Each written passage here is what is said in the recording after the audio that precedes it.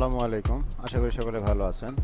তো আমরা আজ থেকে শুরু করলাম ফটোশপের বেসিক, যেটা স্টুডিওর কাজের জন্য, বা আপনারা নিজেরাও নিজেদের বাড়িতে প্র্যাকটিস করতে পারেন। কারণ ফটোশপের কাজ এই বেসিকগুলো যদি না শিখেন তাহলে কিন্তু আসলে সরাসরি অ্যাডভান্স লেভেলে যায় পারা কঠিন। তো এই টুলসগুলো আমরা কাজ করতে করতেই আস্তে আস্তে মুখস্থ করে নিব। আজকে আমরা দেখব পাসপোর্ট সাইজের ছবি, জাস্ট পাসপোর্ট সাইজের ছবিটা কেমনে বানাইতে হয়। তো ছবিটা নেওয়ার জন্য আমরা এই ওপেনে যাব। ওপেন থেকে আমার ছবিটা এটাই নিব আমি, অথবা কন্ট্রোল ও চাপলেও, কিবোর্ড থেকে কন্ট্রোল ও চাপলেও আপনার ওপেন ফাইলটা হয়ে যাবে, আনতে পারবেন ছবিটাকে। এই ছবিটাকে কাজ করার জন্য প্রথমে আমি এই যে ডান পাশে ব্যাকগ্রাউন্ড দেখতে পাচ্ছেন, জাস্ট ব্যাকগ্রাউন্ড লেখা আছে, এটা একটা লেয়ার। এই লেয়ারটাকে ডুপ্লিকেট আর একটা লেয়ার করে নেব, সেম লেয়ার। কিবোর্ড থেকে কন্ট্রোল প্লাস জে, কন্ট্রোলে চাপ দিয়ে ধরে যে চাপ দিব তাহলে আমার আর একটা লেয়ার হয়ে যাবে। এই যে লেয়ারটা হয়ে গেছে, দেখতে পাচ্ছেন আপনারা। এখন আমি মাঝখানে আরও একটা লেয়ার নিব, যেটা হলো ব্ল্যাঙ্ক লেয়ার, মানে ফাঁকা লেয়ার।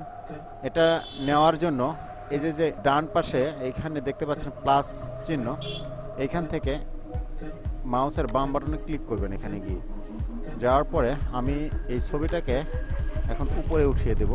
আর এই যে ব্ল্যাঙ্ক যে লেয়ারটা আছে, এই লেয়ারটাতে একটা কালার দেব। এটাতে কি কালার দেব, আমি ধরেন এইখান থেকে এই কালারটা সিলেক্ট করে দিলাম। সিলেক্ট করে দিয়ে এই যে অপশানটা আছে, এটাতে আমি এখানে যদি একটা ক্লিক করি, আর এখানে ফোরগ্রাউন্ডে রাখতে হবে গাইজ। যেটা নেবেন সেটা হলো ফোরগ্রাউন্ডে, অর্থাৎ উপরে। এতটুকু মনে রাখেন, ব্যাকগ্রাউন্ড ফোরগ্রাউন্ড আপাতত জানার দরকার নেই, এত কিছু বোঝার দরকার নেই, উপরে রাখতে হবে। আর এক কথায় যে কালারটা আপনি নেবেন, এখানে যে কালারটা নেবেন সেই কালারটাকে উপরে রাখতে হবে। তো আমি এই কালারটা নিব, তারপরে এটা সিলেক্ট করব। এটার নাম কি আপনারা আস্তে আস্তে শিখে যাবেন, তবে আমি তারপরেও বলে দিচ্ছি। এটা হলো পেন বাকেট টুল, এটাকে বলে। এটার আরও অন্য কাজ আছে। এটা ক্লিক করে আমি এই ছবির উপরে একটা বাম বাটনে ক্লিক করব, তাহলে দেখবেন যে এইখানে যে উপরে যে কালারটা দেওয়া আছে, এই কালারটা আপনারা এখানে এটা সিলেক্ট অবস্থায় এটা ধরে এই ছবির উপরে একটা ক্লিক করতে হবে। তো আমি এখন ছবিটাকে আগে কেটে নিব। কেটে নেওয়ার জন্য আমি এই ক্রপ টুল, এটাকে ক্রপ টুল বলে, এই ক্রপ টুলে ক্লিক করব। ক্লিক করে নেওয়ার পরে পাসপোর্ট সাইজের ছবির একটা মাপ আছে, যে মাপটা আমি সচরাচর দিই 1.5 ইঞ্চি, 1.9 ইঞ্চি এবং রেজুলেশন 300 সব ক্ষেত্রেই থাকবে। তবে এখানে 4R, 3R, 5R, 8R, 10R এর মাপ কিন্তু আলাদা। তো দেখেন, আমি ক্রপ টুলে গিয়ে এখানে সিলেক্ট করার সঙ্গে সঙ্গে আমার এখানে কিন্তু ধরে নিয়েছে যে আমি কতটুকু নিতে চাচ্ছি।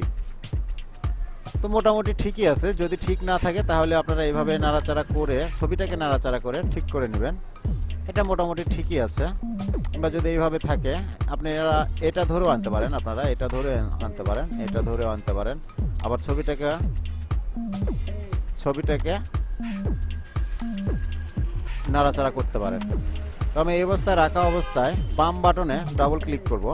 দেখেন ছবিটা কেটে গেল।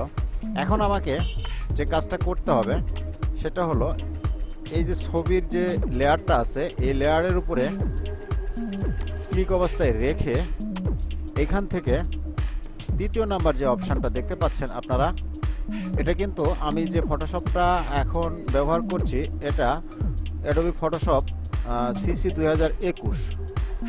তো আমি 21 ব্যবহার করছি, যার কারণে আমি কিন্তু এখানে অনেকগুলো ফ্যাসিলিটি পাবো। আপনারা যদি অল ভার্সন ব্যবহার করেন তাহলে কিন্তু অতটা ফ্যাসিলিটি নাও পেতে পারেন।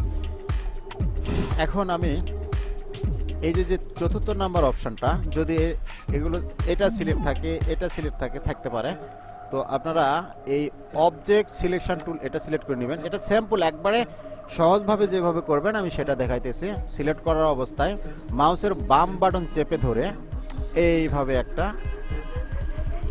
টান দিবেন নিচ পর্যন্ত, ছবির এই কর্নার থেকে ধরে এই নিচ পর্যন্ত। এখন ছবিটা কিন্তু মোটামুটি সিলেক্ট হয়ে গেছে। ভিতরে ভিতরে আপনারা দেখতে পাচ্ছেন যে এখানে সামান্য একটু সিলেক্ট হয়নি।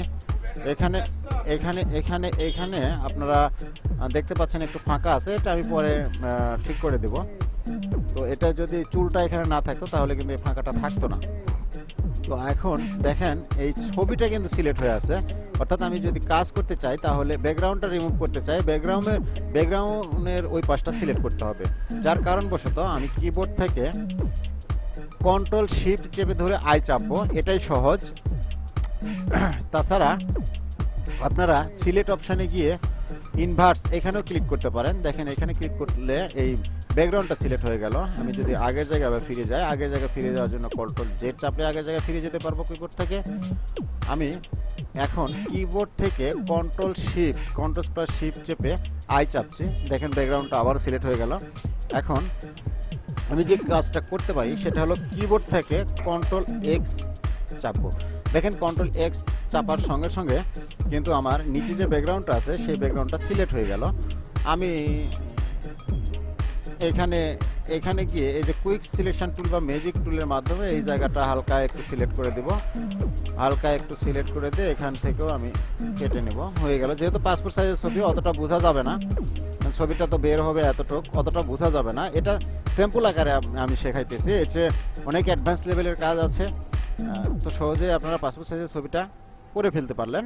জাস্ট ছবিটা হয়ে গেল। এখন এই যে আপনারা এই লেয়ারের প্রথম লেয়ার যেটা উপরের লেয়ারটা সিলেক্ট অবস্থায় কিবোর্ড থেকে কন্ট্রোল ই চাপবেন, তাহলে এটার সঙ্গে এটা যোগ হয়ে গেল।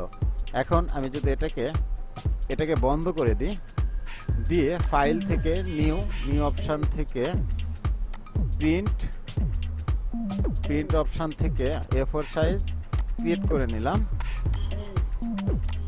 অটো ক্রিয়েট থাকবে, এখানে তেমন কিছু করা লাগবে না, আপনাদেরকে পেজ সেটআপ দেওয়া লাগবে না। এখন এই ছবিটা উপরে মাউসের বাম বাটনে চেপে ধরে এভাবে টেনে এখানে নিয়ে যাবেন, নিয়ে যাওয়ার পরে এটা আবার ওপেন হয়ে যাবে। এখানে ছেড়ে দিলেন, দেওয়ার পরে এখানে নিয়ে গেলেন, যাওয়ার পরে কিবোর্ড থেকে অল্টার চেপে ধরে মাউসের বাম বাটনে চেপে ধরে এইভাবে কপি করে নেবেন, এইভাবে কপি করে নেবেন। তো আমি আরো একটু তাড়াতাড়ি করার জন্য আমি একটা অ্যাডভান্স লেভেলের কাজ করছি। এইভাবে কন্ট্রোল চেপে ধরে আপনারা কপি করে নেবেন। তো গাইস হয়ে গেল পাসপোর্ট সাইজের ছবি। তবে আরও অনেক অ্যাডভান্স লেভেল আছে যেটা আমি একের পর এক টিউটোরিয়াল আমার চ্যানেলে দিতে থাকবো। আমার টিউটোরিয়াল যদি আপনাদের এতটুকু ভালো লাগে অবশ্যই চ্যানেলটিকে সাবস্ক্রাইব করবেন এবং ভিডিওটিকে লাইক করবেন, কমেন্ট করবেন, শেয়ার করবেন। ধন্যবাদ সবাইকে। আল্লাহ হাফেজ।